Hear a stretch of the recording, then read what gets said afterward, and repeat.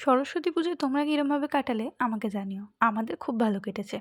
তো তোমাদের সাথে ভিডিও শেয়ার করব না তা তো হয় না। সকাল সকাল অঞ্জলি দিয়েই চলে গেছিলাম দুজন দুজনের দিকটাতে।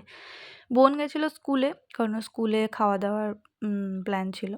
ওখানে পুজোও হয়েছে যেরকমটা দেখালো। তাছাড়া ভালো খাইয়েছে। আর অনেক কিছু খাওয়া দাওয়া করেছে। ও আবার ওর বন্ধুদের সাথে ঘুরতেও গেছে। এই যে তোমরা মেনু দেখতেই পেলে। এই হচ্ছে আমার বোনের বন্ধুরা। আর ও একা একাই বন্ধুদের সাথে ঘুরতে গিয়েছিল। আমিও উল্টো দিকে গিয়েছিলাম আমার বন্ধুর সাথে ঘুরতে। কারণ আমার তো আর স্কুলের খাওয়া-দাওয়া নেই।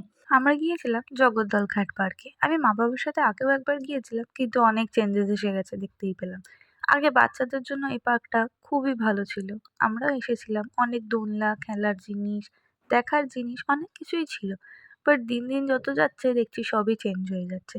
যাই হোক, এখন বেশিরভাগ ওই কাপলদের জন্যই হয়ে গেছে। কিন্তু ভালো জায়গাটা। এই জায়গাটাতে বসে একভাবে মন দিয়ে তাকিয়ে থাকলে কি ভালোই না লাগে। তারপর আমি ভিডিও করতেই ভুলে গেছিলাম। খাওয়া-দাওয়া করেছি একটা জায়গায় গিয়ে, বাড়ি চলে এসেছি। রাতে পিজ্জা দিয়ে ডিনারটা শেষ করলাম। আর তোমাদের জন্য মা সরস্বতীর একটা ফটো শেয়ার করলাম।